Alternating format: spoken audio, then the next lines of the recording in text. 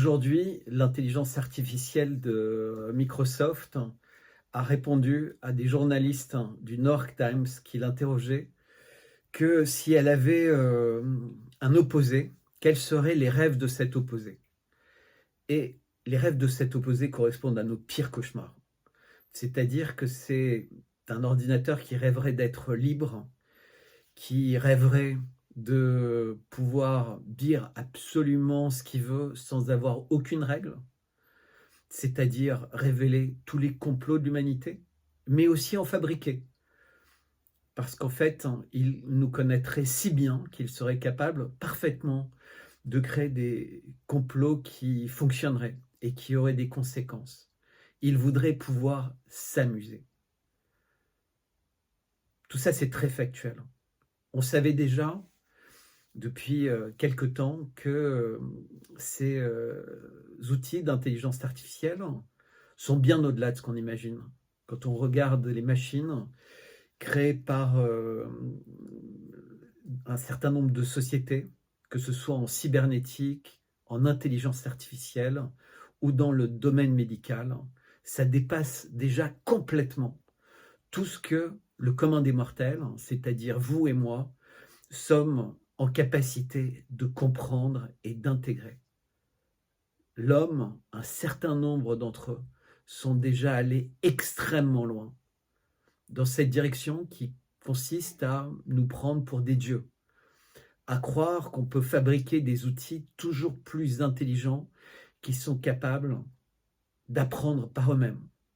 On l'avait vu pour les jeux, et il y avait eu un fameux film dans les années 80 qui s'appelle War Games, où à la fin, l'ordinateur comprend qu'en fait son seul risque, c'est l'homme, et qu'une bonne petite guerre thermonucléaire le débarrasserait de l'homme et lui permettrait finalement de continuer à se développer tranquillement. On a vu depuis très longtemps toutes ces théories eugénistes, etc., fleurir ici et là, ou le livre Le Great Reset. Et hier, par exemple, au Forum économique mondial, pas le World Economic Forum, mais un autre forum auquel était invité Klaus Schwab, ce dernier expliquait que celui qui contrôlera l'intelligence artificielle, celui qui contrôlera le mieux la biologie, celui qui contrôlera le mieux les médias, celui qui contrôlera le mieux finalement l'humain et tout ce qui est utile à l'humain sera le maître du monde. Comment est-ce que dans une conférence internationale, quelqu'un peut dire qu'il est désirable de devenir le maître du monde, celui qui contrôlera le monde? Quelques heures auparavant, Elon Musk avait dit totalement l'inverse. Il avait dit il faut éviter ça au maximum. Il faut éviter être sous l'emprise d'un seul bloc, d'une seule manière de penser, parce que si cette manière est fausse, ce sera la fin de l'humanité. Et il expliquait que dans l'histoire, il y avait eu des empires très puissants qui s'étaient complètement écroulés. Et par chance, au même moment, quelque part sur Terre, il y avait d'autres empires qui avaient pris le relais et qui avaient permis les progrès de l'humanité. Et donc, ce que ça veut dire, c'est que l'échec de certains peut permettre la naissance d'autres pôles, et ainsi de suite, et enrichir l'humain. Et les pôles en question, d'ailleurs, venaient enrichir également les régions qui s'étaient écroulées, dont cette espèce de toute-puissance s'était écroulée. Qu'est-ce qui s'est passé d'autre également? On découvre qu'un consortium de journalistes, dont énormément de journaux bien pensants, ont découvert qu'il existe des officines, en l'occurrence une officine importante israélienne, qui vous garantissent un taux de succès incroyable pour inverser le cours d'élection, pour faire des campagnes qui vous sont favorables ou qui sont extrêmement défavorables aux personnes auxquelles vous voulez nuire, ou vous aider à lancer un produit, ou aller infiltrer les réseaux informatiques de sociétés pour tirer des informations, etc. Toutes ces choses-là, quand elles étaient exprimées, on vous disait, vous êtes complotiste, ça n'existait pas. On ne sait pas à quel point cette boîte existe Mais ce qu'on connaît, ce sont ses tarifs. Elle demande plusieurs millions de dollars pour interférer dans des élections en Afrique, par exemple. Elle demande plusieurs centaines de milliers de dollars pour répondre à des questions simples ou pour accéder à un ordinateur et vérifier l'existence d'emails ou autres. Combien est-ce qu'ils auraient demandé pour nous permettre de connaître les SMS entre Van der Leyden et Bourla ou les emails de Hillary Clinton? Bon, alors c'est vrai qu'Hillary Clinton, non seulement elle a effacé les disques durs, mais les ordinateurs ont été complètement détruits physiquement.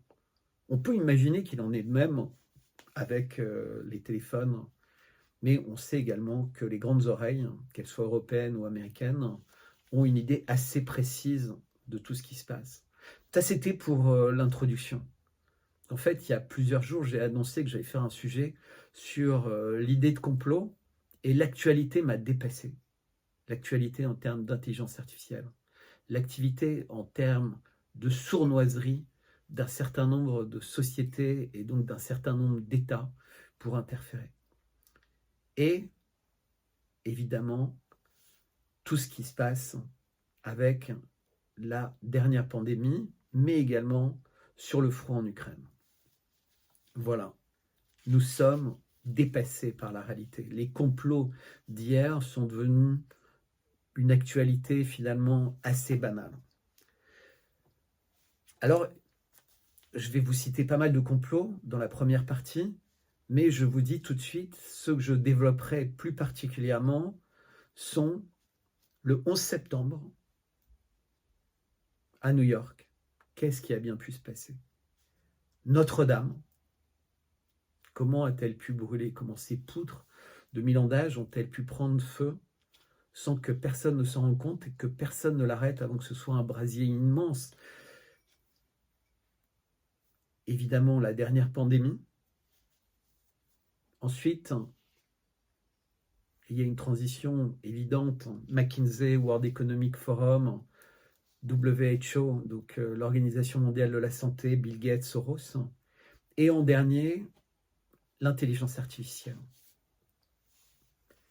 Alors peut-être en préambule, je voudrais dire que finalement, tous ces complots, ou pas, existent parce que le cinéma existe, Hollywood en particulier, parce que les médias, la presse existent, et on verra pourquoi et comment, parce que la littérature également existe, parce que des livres comme 1984 ont été écrits, parce que pour revenir à Hollywood, la guerre des étoiles, pour revenir à la presse, on n'a qu'à prendre les articles de journaux pour expliquer au début du tabac qu'évidemment le tabac c'était bien, et c'était même bien pour les femmes enceintes parce que ça leur permettait d'être détendues et que ça leur évitait de trop grossir, etc.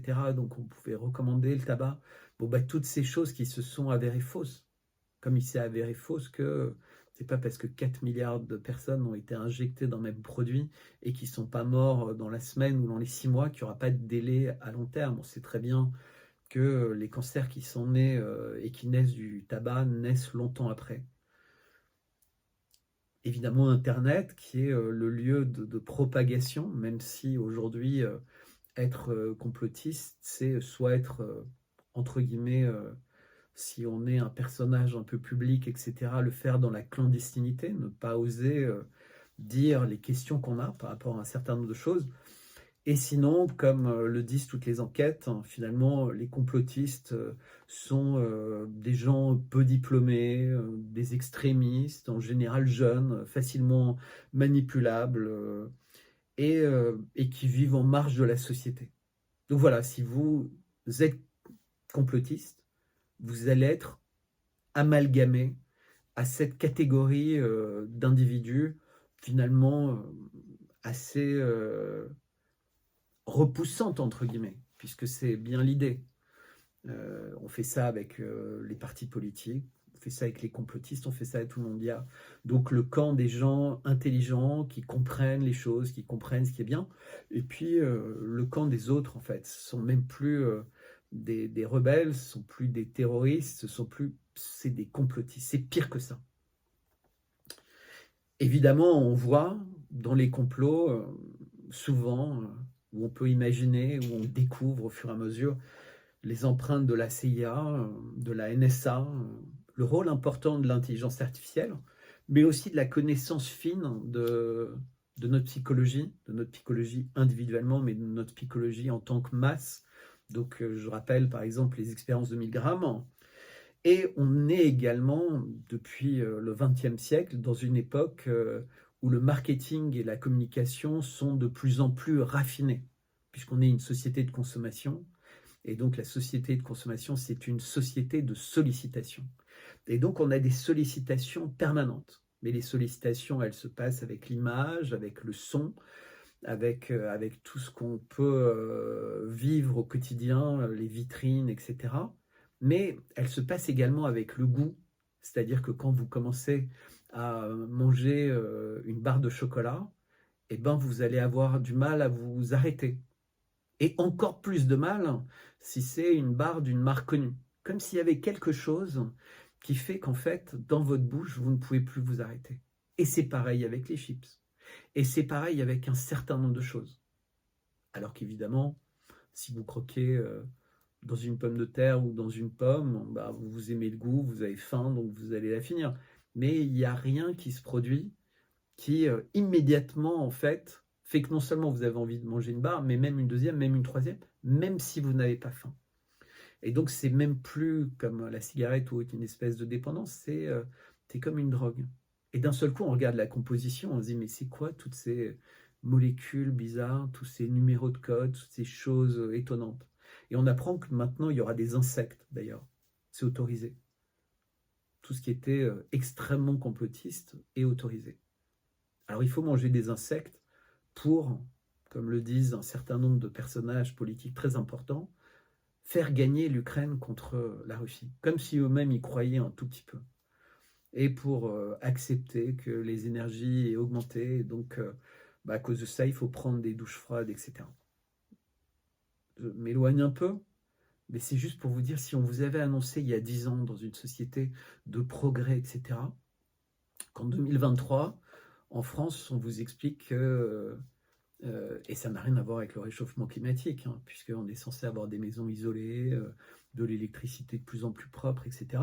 Qu'en fait, il ne faut pas se chauffer pour aider un des pays qui est considéré comme les plus corrompus du monde, à croire la presse d'avant 2020, puisque depuis 2020, c'est un pays parfait, et son chef de gouvernement, on pourrait lui donner l'Oscar, le prix Nobel, enfin tout, tellement il est génial et tellement son armée est résiliente, engagée, parfaite. Et tout ce qui pourrait être dit sur des prisonniers de guerre qui sont tués devant des caméras, etc., n'est que complot ourdi par la machine de communication russe qui est tellement parfaite.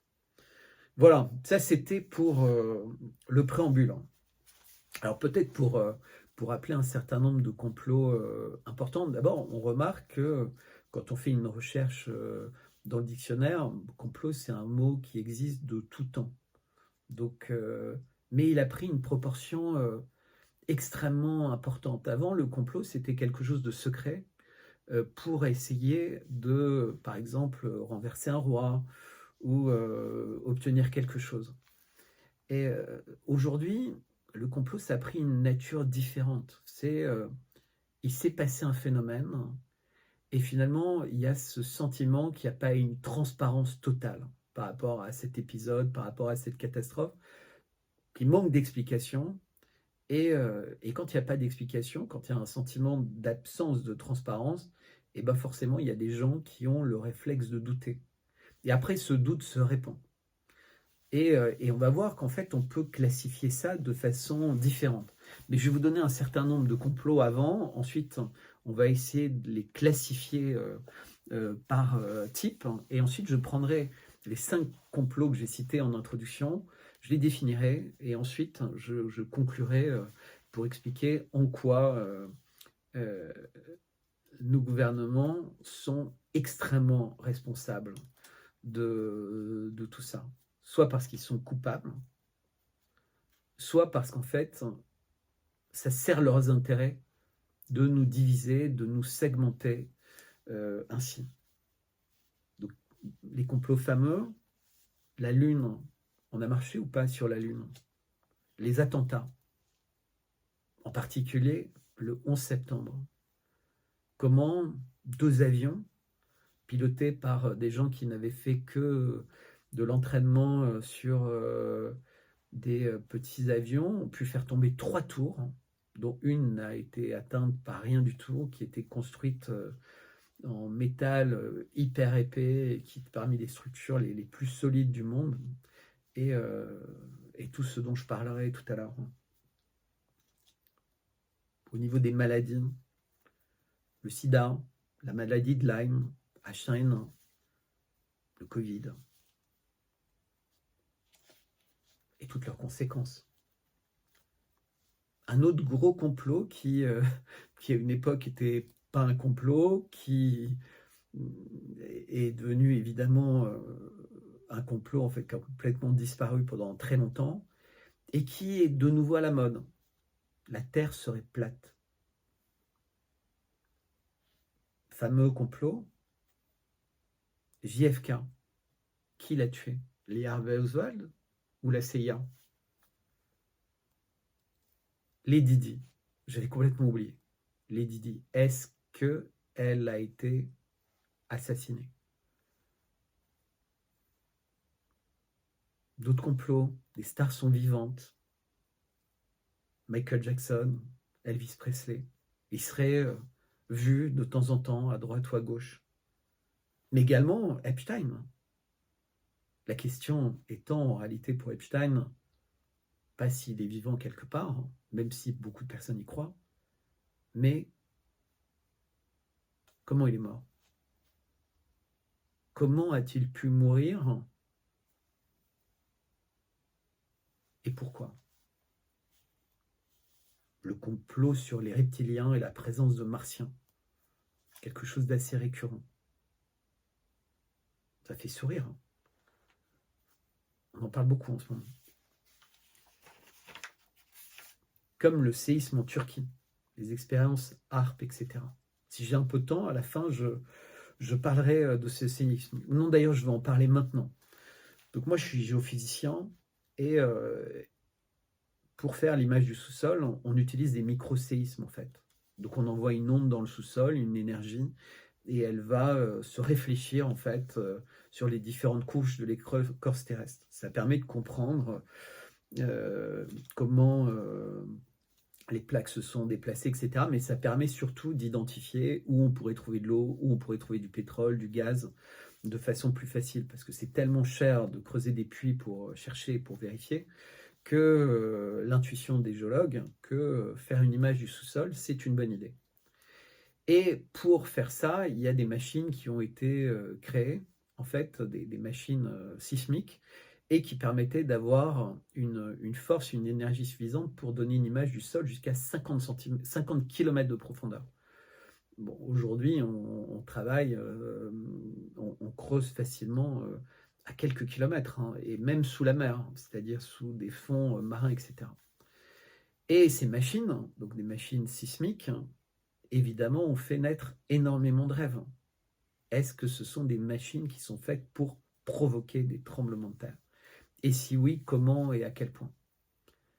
Alors, il y a différents types de tremblements de terre possibles. Il y a ceux qui se passent dans des zones où les couches lithosphériques s'éloignent, donc souvent c'est les dorsales, etc. Et c'est typiquement la faille de San Andreas. Et donc si vous avez vu les vieux Superman, bah, le rêve du mauvais c'est d'acheter la zone pas chère d'à côté de la faille de San Andreas. Il achète plein de terrain, de faire exploser la faille de San Andreas pour que la Californie s'en aille, et devenir très riche parce que d'un seul coup il a des terrains au bord de la mer. Ça demanderait énormément d'efforts, et de toute façon, même si vous réussissiez à écarter un tout petit peu, ce que vous pourriez créer, c'est éventuellement des phénomènes volcaniques, effectivement des tremblements de terre. C'est plus facile au niveau d'une faille entre deux couches qui s'écartent, mais il faudrait une telle puissance pour obtenir un résultat assez improbable que personne ne le ferait. D'une part, on ne sait pas que les conséquences que ça aurait pu avoir, mais enfin, ce serait entre guillemets vain. Quel intérêt? À part un intérêt militaire. Donc, quelle puissance serait assez folle pour vouloir aller faire ça aux États-Unis? Et pourquoi les États-Unis voudraient se le faire à eux-mêmes? Ça, ce serait bizarre. Mais en Turquie, ce sont deux plaques qui se foncent l'une sur l'autre. Et quand je dis fonce, c'est elles foncent à quelques millimètres ou dixièmes de millimètres par an. Et donc, de temps en temps, après des dizaines d'années, voire des centaines d'années, eh ben, il y a un choc plus gros, c'est-à-dire qu'une plaque va légèrement sous l'autre de 3 cm, 2 cm, 4 cm. Et ce mouvement peut se traduire en surface à 10, 20, 30, 40 cm ou 50 cm, 50 mètres ou 50 km pardon, au-dessus de ce qu'on appelle l'épicentre, par des fractures qui font plusieurs mètres, voire plusieurs dizaines de mètres. Et ça, c'est lié au contexte géologique particulier à cet endroit-là, puisqu'évidemment, la violence de l'explosion sismique est telle qu'elle a des conséquences à plusieurs dizaines ou centaines de kilomètres à la ronde.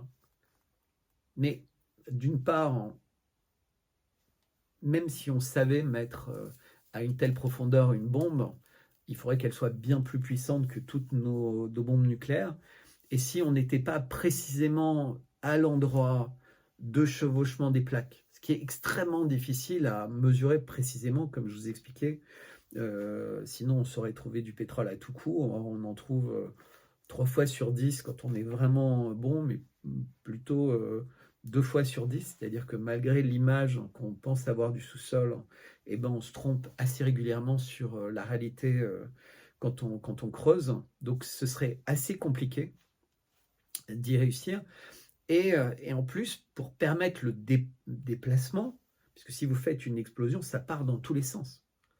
Donc ça donnerait autant envie de s'écarter, et en quoi ça leur donnerait envie de passer l'un sur l'autre, puisque toute la force du séisme leur donne envie à l'une comme à l'autre de passer l'un sur l'autre, et vous voulez qu'une bombe leur donne envie de s'éloigner. Pas rationnel, l'idée de la bombe. Donc l'autre possibilité qui est exprimée par les tenants de cette théorie, c'est qu'en réalité, on pourrait identifier des endroits où il y a beaucoup plus d'humidité, beaucoup plus d'ondes, et avec un système un peu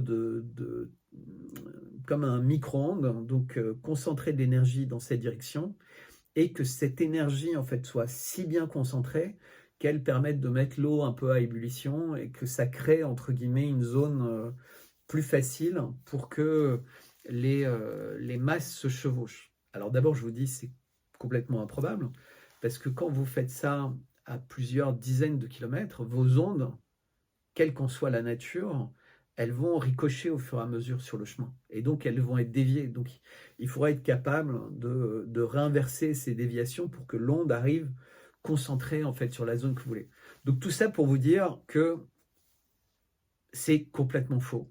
Donc je sais qu'il y a plein de gens qui disent que les services secrets, qu'il y a des machines, qu'il y a Tesla, qu'il y a.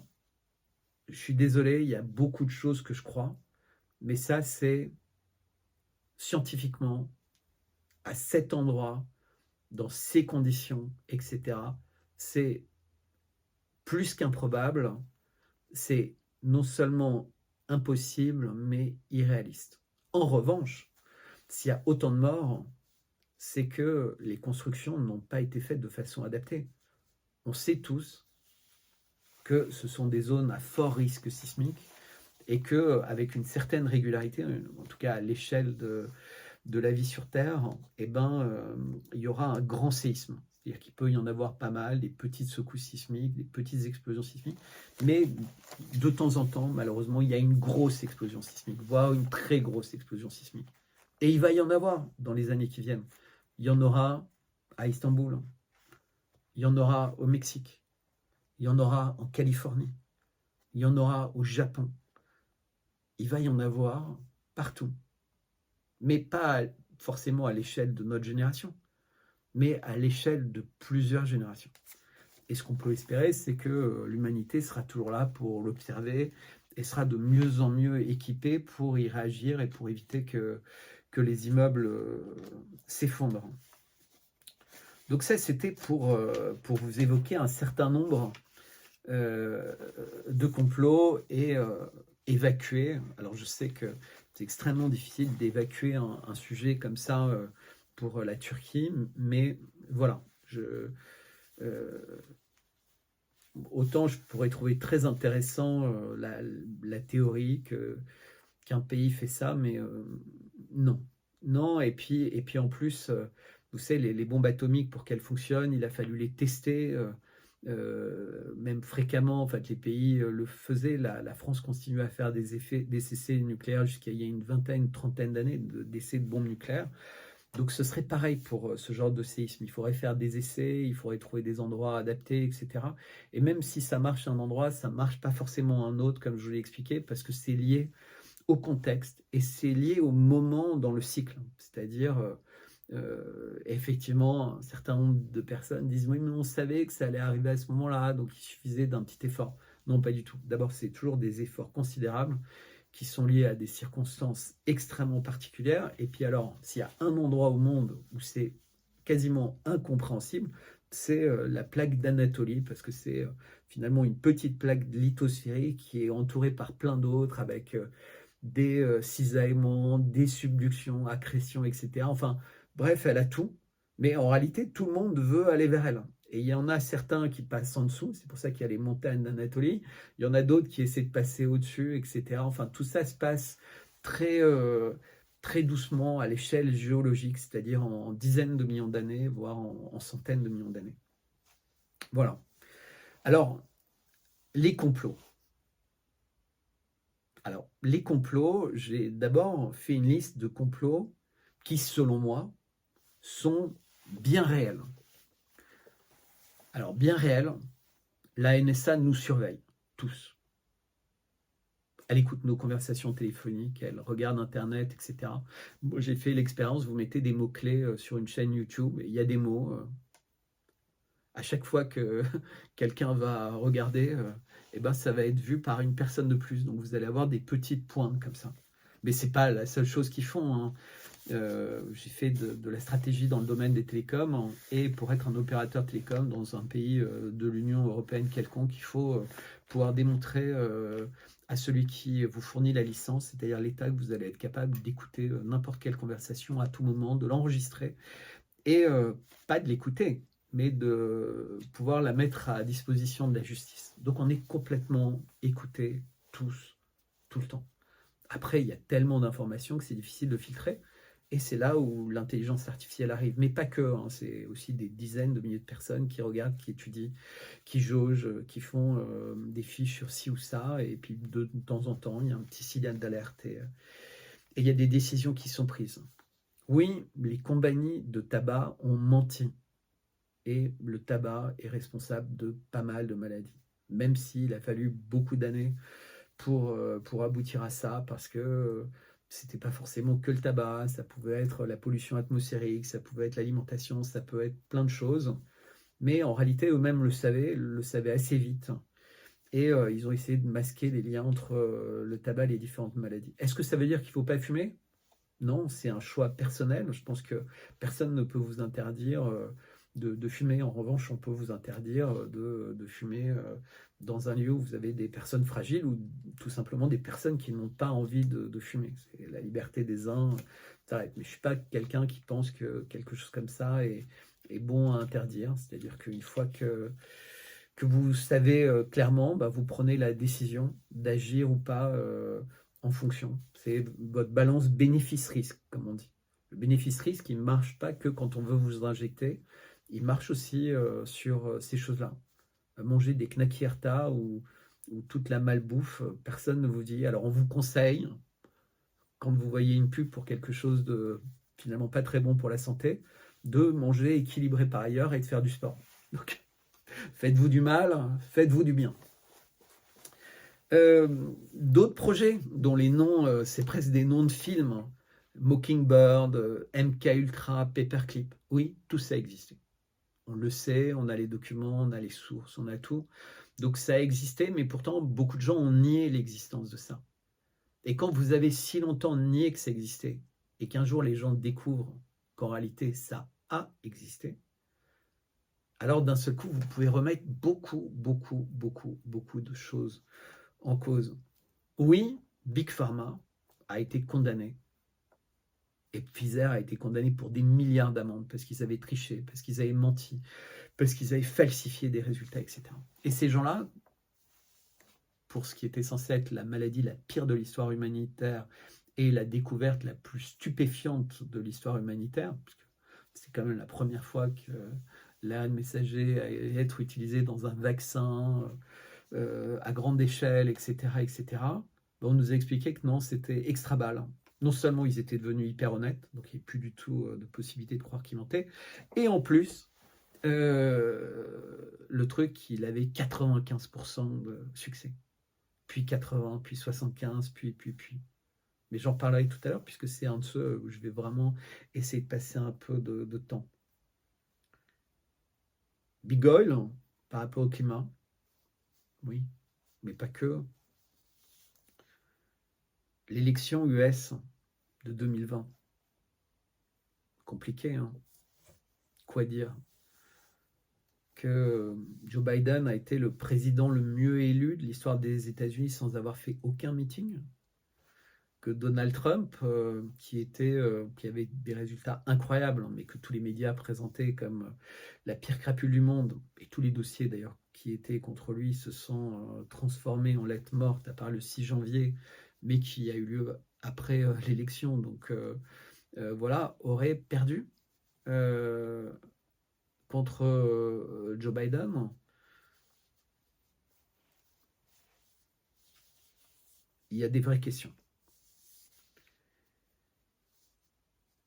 Ensuite, oui, le deep state américain ou certaines grandes compagnies américaines, depuis extrêmement longtemps, ont déstabilisé et organisé des opérations de changement de régime. Mais ils ne sont pas les seuls, hein. On a fait la même chose en Libye, il y a eu ça en Irak. Quel était le lien entre l'Irak et le 11 septembre, dont on reparlera? Aucun. La seule certitude, c'est que 11 septembre, Afghanistan, Irak, déstabilisation complète de toute cette région, puis Libye, puis Syrie, puis. Et on arrive à un autre complot du grand remplacement d'ailleurs. L'assassinat de Kennedy. Donc il y a des documents qui sortent, il y a une émission que je vous recommande avec Tucker Carlson. Conclusion, la CIA. C'était un complot énorme. Aujourd'hui, c'est toujours un peu un complot. Parce que c'est toujours délicat quand quelque chose a été décrit comme un complot pendant si longtemps. Eh ben, changer, dire que en fait c'était complètement faux et que la réalité c'était ce que disaient les complotistes, c'est super difficile, hein. On voit bien également avec les injections, on voit avec tous les sujets. C'est-à-dire quand on a répété tellement de fois quelque chose, que ça a eu tellement de conséquences, puisque Kennedy étant assassiné, c'était un changement de la politique américaine, prolongation de la guerre au Vietnam, plein de décisions qui ont été prises suite à cet assassinat. Ça a changé réellement beaucoup de choses dans la politique et dans les perspectives de politique américaine. Il faut écouter les discours de Kennedy pour se rendre compte qu'il aurait peut-être eu un impact différent et que l'humanité aujourd'hui vivrait peut-être pas de la même manière. Les soucoupes volantes. On n'a parlé que de ça, entre guillemets, depuis 10 jours, en oubliant les nuages noirs au-dessus de l'Ohio et ailleurs, parce que 20 citernes d'un dérivé de vinyle, je ne sais pas quoi, risquaient de se répandre dans la nature, donc ils ont décidé, mais officiellement, hein, là, c'est pas un complot de les faire brûler, et il se trouve que les émanations, donc brûler pour éviter que ça aille trop dans les nappes phréatiques, etc., mais les émanations de gaz ne sont pas meilleures et ça pourrait provoquer aussi beaucoup de cancers, beaucoup d'effets induits, etc. Mais vous me direz, ce sera comme pour le tabac, il faudra avoir une extraordinaire Erin Brockovich pour faire un procès et le gagner. D'ailleurs, Et il semblerait que les habitants peuvent retourner vivre là-bas. La mort d'Epstein, vous imaginez Epstein, quand même quelqu'un de très particulier, surtout pour les complotistes, qui serait lié à une île sur laquelle se passeraient plein de choses, où allaient toutes les personnes célèbres. Tout ça a eu beaucoup d'importance dans la campagne électorale d'Hillary Clinton contre Trump, et Pizzagate, et adrénochrome, etc., etc., etc. Moi, je ne sais pas du tout. Sauf que quand quelqu'un est lié ou soupçonné d'être lié à des réseaux pédophiles à ce point-là, que on sait que partout il y a beaucoup d'affaires de ce genre, et qui fait une première tentative de suicide qui échoue, puis une deuxième qui réussit, mais pareil, le coroner, donc le médecin légiste qui s'en est occupé, dit moi, ce que j'ai constaté, c'est pas compatible avec une pendaison, mais il le dit vraiment à haute et intelligible voix, mais personne n'en parle. Et puis on n'a pas véritablement les listings. C'est un peu comme le complot sur l'ordinateur d'Hunter Biden, ou les liens entre Trump et les Russes. Bref, quand est-ce qu'on aura la réalité? Est-ce qu'on l'aura? L'important, c'est qu'on voit bien que ce secret qui est extrêmement protégé permet d'imaginer tout et n'importe quoi. Et j'ai plutôt tendance à dire permet d'imaginer tout que n'importe quoi. Est-ce que le Covid est une arme biologique? Mais si la France avait voté pour une enquête indépendante de l'ONU, on aurait pu y voir clair. Mais la France a voté contre aucune enquête de l'ONU pour savoir ce qui se passe dans les laboratoires ukrainiens, malgré l'accumulation de preuves qui sont sorties des laboratoires en Ukraine, mais qui sortent petit à petit de laboratoires dans plein de pays du monde. Tout ça préoccupe énormément les Russes, évidemment, les Chinois, mais toutes les personnes qui se doutent que ça existe et se disent mais qu'est-ce qui s'y passait? J'y reviendrai tout à l'heure. Un autre complot, les Américains, enfin non, les Russes auraient détruit eux-mêmes, ou des terroristes liés aux Russes, Nord Stream 1 et Nord Stream 2. Bon, déjà, ça ne tenait pas la route. J'avais fait une émission avec André Berkoff où on expliquait qu'il y avait eu plusieurs trous par tuyau, etc. Et donc, ça nécessitait à 100 mètres de profondeur un niveau de compétence extrêmement fort. D'une part, comme ce n'étaient pas des équipes a priori de plongeurs kamikazes, ça voulait dire que c'était des engins qui étaient placés là et qui allaient être télécommandés, et qu'il fallait qu'ils explosent plus ou moins tous en même temps. Enfin bref, donc il y a une enquête là qui vient de sortir d'un ancien journaliste du New York Times qui a eu le prix Pulitzer, etc., qui semble complètement corroborer tout ça, mais qui décrit de l'intérieur comment les décisions ont été prises aux États-Unis et comment ce cycle s'est passé. Et comment, pour éviter finalement d'en parler au Congrès, il y a eu des annonces comme ça qui paraissaient étonnantes, mais Biden qui disait « on le détruira », Nuland qui le faisait.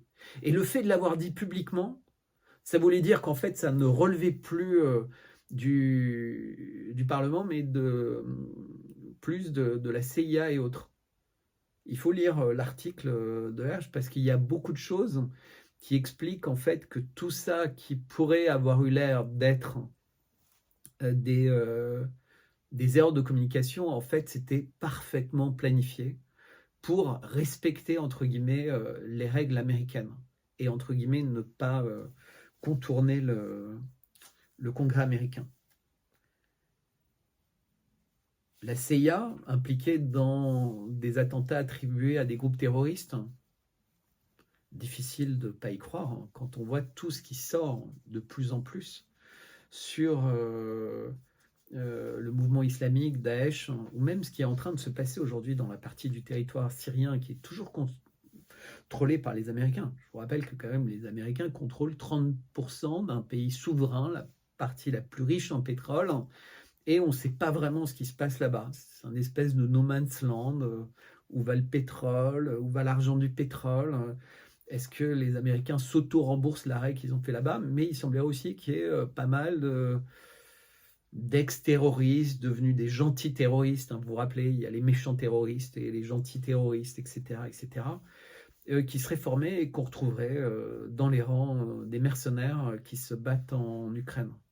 D'ailleurs, complot ou pas, le fait que la formation, ça sert surtout à prendre des militaires d'actifs qui démissionnent, entre guillemets, et qui vont être formés à communiquer avec les Irakiens, puisque finalement, quand vous avez 10, 15, 20, 30, 50, 100 000 militaires qui viennent de toute l'Europe, ex-militaires, et évidemment des États-Unis, du Canada, du Japon, enfin on a vu, il en vient du monde entier. On a un vrai problème de communication, et s'ils parlent trop en anglais, ça va faire bizarre. Hein. Alors on sait qu'ils parlent beaucoup en anglais, on sait qu'ils utilisent énormément les réseaux de Starlink, on sait que ça ne plaît pas trop ni aux propriétaires de Starlink, ni aux Russes. Voilà, je pense que beaucoup de choses vont se changer dans ce domaine-là. Donc ça, c'était tout ce qui était bien réel, hein, ou tout ce qui soulève beaucoup de questions. Donc beaucoup de questions, c'est à partir de l'élection US de 2020 et jusqu'à l'implication de la CIA ou du Pentagone dans des attentats ou l'utilisation de terroristes. Qu'est-ce qui est possible, mais pas vraiment probable sous la forme imaginée. Alors comme je disais tout à l'heure, des séismes, c'est possible, faire exploser un volcan, etc., c'est possible, mais pas de cette amplitude, et pas partout, et pas tout le temps. Donc c'est un peu comme une avalanche, en fait. Vous voyez qu'il y a une avalanche, vous savez qu'elle est prête à... Et donc vous allez mettre un peu de dynamique et vous encouragez l'avalanche à partir à un moment où ça sera favorable. Mais déjà pour un séisme, il n'y a pas de moment favorable, puisqu'on a vu que le problème, en fait, c'était surtout lié aux masses de population, etc. En revanche, vous pouvez anticiper parfois les séismes un tout petit peu, mais après, trouver le moyen de l'accélérer dans l'urgence quand vous sentez que le séisme est sur le point de passer. Enfin voilà, franchement, c'est vraiment pour la Turquie, j'aime pas dire impossible, mais je pense que ça l'est. Les chemtrails. Hein. Alors oui, il y a des projets, oui, il y a une capacité, un désir très fort d'influer sur le climat. Oui, oui, oui, tout ça. Oui. Mais un quadrillage aérien depuis des dizaines d'années, etc., etc., etc. Pourquoi? Comment? Est-ce que ce serait pour causer des maladies, faire des recherches, des gaz chimiques, etc. J'ai du mal. Hein. Franchement, je ne réussis pas à avoir quelque chose de rationnel, hein, à moins qu'il existe une pilule miracle que tout le monde prend, mais quand on voit comment se déplacent les masses d'air, les Tchernobyl, etc., faire ça sans que les gens qui sont responsables de ça soient touchés au moins autant que les autres, leurs enfants, les personnes qu'ils aiment. Enfin voilà, il y a quelque chose qui m'embête. Est-ce que ce serait extrêmement altruiste de faire ça pour nous protéger des rayons du soleil? Alors, on nous a fait le coup de l'ozone et puis on parle plus d'ozone. Maintenant, il y a trop d'ozone alors que l'ozone était censé jamais se rétablir. Alors, le réchauffement climatique, l'effet de serre, le machin. Alors, il faudrait enlever le CO2, mais il faudrait... franchement, ça fait partie de...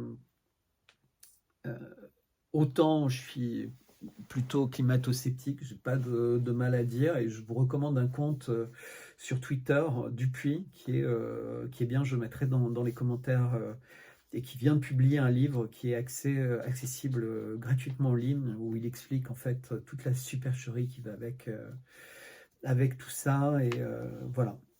On a marché sur la Lune. Je sais pas. C'est... j'ai envie d'y croire, j'ai envie de croire ça, mais pourquoi on y allait aussi souvent? Quel intérêt d'aller là-bas sur ce petit satellite de la Terre? franchement, dans les années, à la fin des années 60, début des années 70, vous voyez, aller une fois pour dire on y allait, on a mis le drapeau. Alors, bon, peut-être qu'ils espéraient trouver une mine d'or gigantesque et dire voilà, elle est à moi. Et voilà, il y a beaucoup de choses qui sonnent extrêmement vraies et il y a beaucoup de choses qui sonnent extrêmement faux. Euh, j'ai pas d'avis tranché. Euh, voilà, on voit aujourd'hui avec tous les progrès qu'on a fait, on envoie sans arrêt des satellites géostationnaires, des têtes de fusées, elles peuvent décoller, elles peuvent revenir sur Terre. Enfin, il y a énormément de choses qui se passent. Et pourtant, si on dit, bah, allez faire un petit tour sur la Lune, vous avez prévu d'aller sur Mars dans quelques années, alors là, tout le monde vous dit, ouais, aller avec un vaisseau sur la Lune, pourquoi pas, mais transporter plusieurs personnes et les ramener sur Terre, c'est déjà un peu compliqué. Alors quand on voit la taille du LEM qui a atterri sur la Lune, ils étaient deux dedans, redécollés, retrouvés en altitude, un autre vaisseau dans lequel une personne les attend et puis retourner sur Terre, enfin, franchement c'est compliqué. Mais alors, réussir invariablement, à part Apollo 13, qui était un peu plus compliqué, Houston, j'ai un problème, mais bon, voilà. Donc désolé pour tous les personnes qui me regardent et qui vont être très tristes, que je doute que l'homme soit déjà allé sur la Lune. Ouais, sincèrement, j'espère qu'il y allait, parce que je trouve ça magnifique comme aventure. La conquête spatiale, ça a des côtés fantastiques. Et je trouve que l'envie d'aller sur Mars et l'envie d'aller partout, c'est génial, hein, parce que ça fait faire des progrès incroyables. C'est ce que j'aime dans la conquête de l'espace. C'est ce que ça nous apporte de bien sur Terre. Mais c'est pas l'idée de conquérir l'espace. Voilà, c'est qu'est-ce qu'on peut en tirer de bien pour la Terre. Moi, c'est ça qui me préoccupe en permanence. Euh, les puces dans les médicaments. Alors, on a vu plein d'images sur les injections, sur des robots, des machins, des trucs un peu de l'espace, etc. J'ai regardé ça avec beaucoup de circonspection.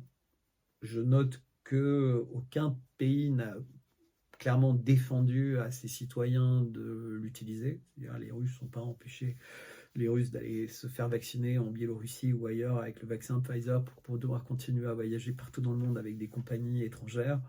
Les Chinois, idem. Enfin, voilà. Maintenant, je pense que ça arrivera. Je pense que la miniaturisation arrivera. Je pense que ce qu'on peut faire avec la 5G, puis la 6G, puis les graphènes, puis toutes ces choses-là, un peu comme je l'évoquais en introduction, va dépasser toute notre capacité à comprendre finalement dans quel monde on vit. Donc ils y travaillent, ça arrivera. Le Titanic, est-ce qu'il aurait été coulé pour se débarrasser d'un certain nombre de personnes importantes qui étaient dedans? J'ai du mal à le croire, je pense que c'est vraiment un iceberg, je pense que c'est comme beaucoup de choses qui se passent, une accumulation de circonstances et au milieu des circonstances, beaucoup d'autres circonstances. En revanche, il y a un certain nombre d'avions qui ont disparu dans le ciel avec dedans des gens au profil très particulier et on peut véritablement se poser la question. Mais encore une fois, c'est pas exclu. C'est possible. La 5G, est-ce que c'est dangereux ou pas? Moi, j'ai mis la 5G sur mon téléphone. Est-ce que le téléphone mobile, c'est dangereux ou pas? Oui. À mon avis, c'est comme la cigarette, c'est franchement dangereux. Mais ce qui est encore plus dangereux, c'est que petit à petit, on revient toujours à ce problème de l'intelligence artificielle. Quand tout va être connecté, on perdra le contrôle. On perdra complètement le contrôle. Et je voudrais citer juste l'exemple de Terminator. C'est un film, évidemment, comme La Guerre des Étoiles, comme 1984, il y a un livre, film, La Guerre des Mondes, etc. Mais si vous vous rappelez ce film, si vous l'avez vu, en fait, quand les scientifiques, les informaticiens ou autres découvrent ce qu'ils ont fait, le père qui est militaire, etc., chef du programme scientifique, mais il est trop tard. Ils peuvent essayer d'inverser les choses, ils peuvent essayer de revenir en arrière, mais il est trop tard, parce qu'à un moment, ça va trop loin, en fait, et on ne peut plus revenir en arrière. À Pizzagate, son corollaire, l'adrénochrome, je l'ai mis dans la catégorie vraiment très improbable. N'empêche que Voilà, les vampires, faire peur aux jeunes femmes, vierges, machin, les enfants. Voilà, depuis très très longtemps, ça existe. Il y a cette espèce de mythe de création avec le stress dans un corps peut-être plus jeune, plus vif, de beaucoup de quand on a très peur. Ah, j'ai un trou de mémoire. Enfin bref, ça aurait tendance à créer ça. Est-ce que c'est vrai ou pas? Il y a plein de films qui ressortent là-dessus. Il y a plein de littérature depuis la nuit des temps sur ce sujet. Donc c'est pas quelque chose de nouveau. Et quand quelque chose existe depuis longtemps, j'ai tendance à me dire qu'il y a peut-être une toute petite part de vérité. Mais comme dans tous les complots, en fait, il y a forcément du vrai, il y a forcément du faux, il y a forcément des abus. Mais il y a du vrai, et comme on n'a pas toute la vérité, il n'y a pas l'enquête Epstein, il n'y a pas plein de choses, d'ordinateurs qui disparaissent, des conseillers qui sont retrouvés morts avec 2 balles dans la tête parce qu'ils étaient sur le point de révéler des choses, etc., etc. Bref, tout ça, le certificat de naissance d'Obama, pour ceux qui ont suivi un peu la campagne électorale, les antifas, très présents et très infiltrés dans l'épisode du 6 janvier 2020 aux États-Unis avec la prise du Capitole et tous les mythes qui sont allés avec. Oui, non, etc. On voit que tout ça, c'est fait pour se débarrasser surtout d'un adversaire politique et puis créer la notion de terroriste intérieur. Et donc, on y reviendra. C'est comment arriver à expliquer qu'en fait, les personnes les plus dangereuses, c'est les rebelles, les contestataires, etc. Donc, quand vous faites une recherche un peu sur Internet, sur le complot, vous voyez que l'Europe a des budgets énormes pour travailler là-dessus, que la France annonce des assises du complotisme, etc., etc. Et l'idée, c'est de petit à petit empêcher toutes les réunions, couper l'herbe sous le pied, empêcher les revenus de toutes les personnes qui se posent, justement ou pas, des questions sur ces sujets-là. Parce qu'on a le droit de se poser des questions sur tous les sujets, on a le droit d'avoir les réponses. C'est sympa, quelqu'un qui s'interroge et auquel vous offrez du temps pour l'aider à trouver des réponses sur des sujets compliqués, il vous en sera reconnaissant. Le climat, ouais, climato-sceptique, Bill Gates et ses rêves eugénistes ou pas, George Soros et ses open society pour contrôler les opinions publiques, pour influencer les bourses, pour aider à changer, etc., les gouvernements. Le Deep State, le Great Reset, les Illuminati, le grand remplacement, Renaud Camus. Mais on est beaucoup plus loin maintenant, puisque même son dernier livre, il s'interroge sur le grand remplacement de l'homme par la machine. Et ça, pour moi, c'est beaucoup plus important. Et si on ne s'en occupe pas maintenant, voilà. Mais juste par rapport au grand remplacement, tout à l'heure, c'est un lien entre tout ce qui se passe en Afrique et notre attitude extrêmement colonialisme qui perdure. Et on a du mal à véritablement discuter en partenaire, en égal à égal, qui sont chez eux et qui ont le droit de faire chez eux les choses comme ils veulent, de façon autonome, indépendante. Ils ont besoin de notre aide, ils ont besoin éventuellement de nos conseils qu'on a le droit de valoriser, mais selon les cadres du marché. Il n'y a pas de prêt carré, il n'y a pas de prêt gardé, etc. À moins de se considéré toujours comme une puissance coloniale dans laquelle il y a la métropole avec un super niveau de vie, et puis il y a ces espèces de colonies qui en ont pas un bon. Puis on a déstabilisé la Libye, et puis on a déstabilisé la Syrie, et puis on a déstabilisé complètement l'Irak, et puis on laisse quand même la Turquie comme un espèce de tampon à ces millions de personnes réfugiées. Pareil, hein, le Liban aussi. Nouvel ordre mondial, agenda woke, ça c'est vraiment un sujet extrêmement préoccupant.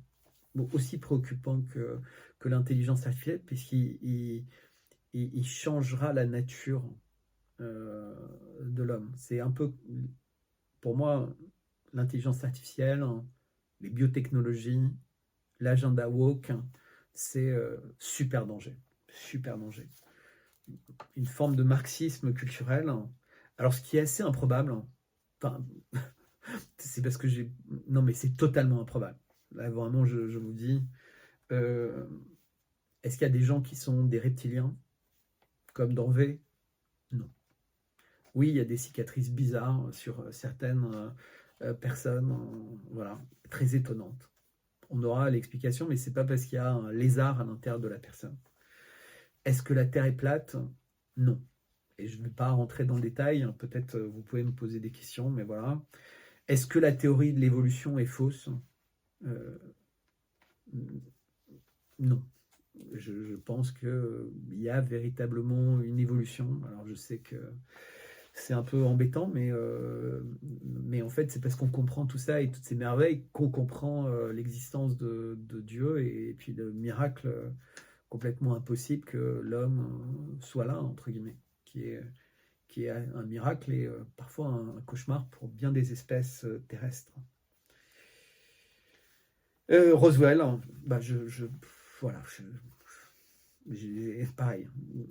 Mais encore une fois, ils nous ont tellement menti sur tout le reste que qu'est-ce qui est vraiment impossible?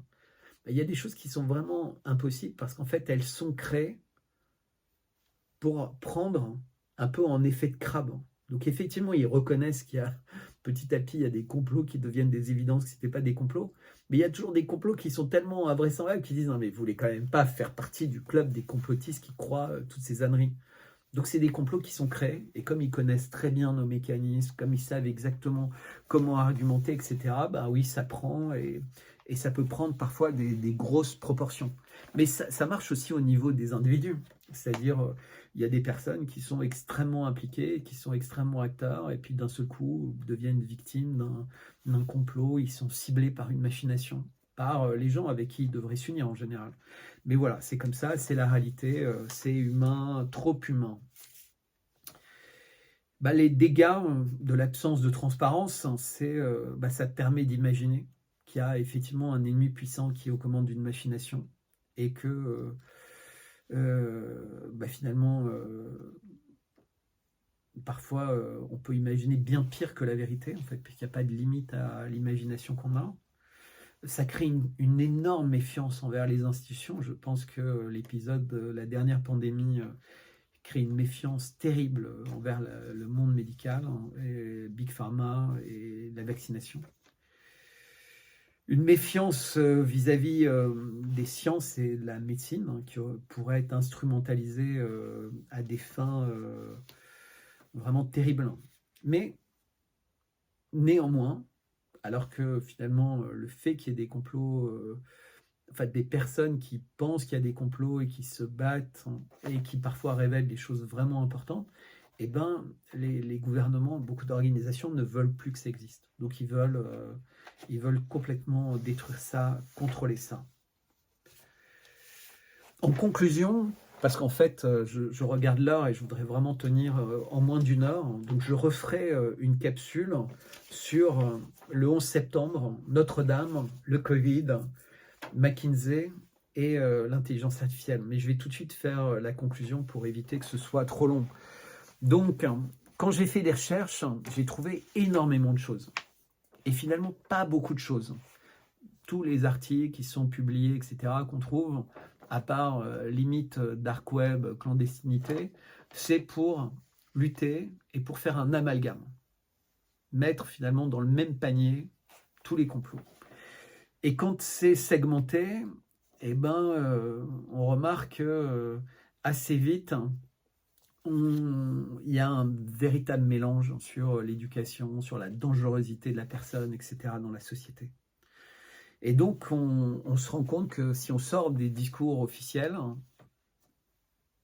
pandémie, climat, guerre, etc., assez vite, on est contraint à la clandestinité.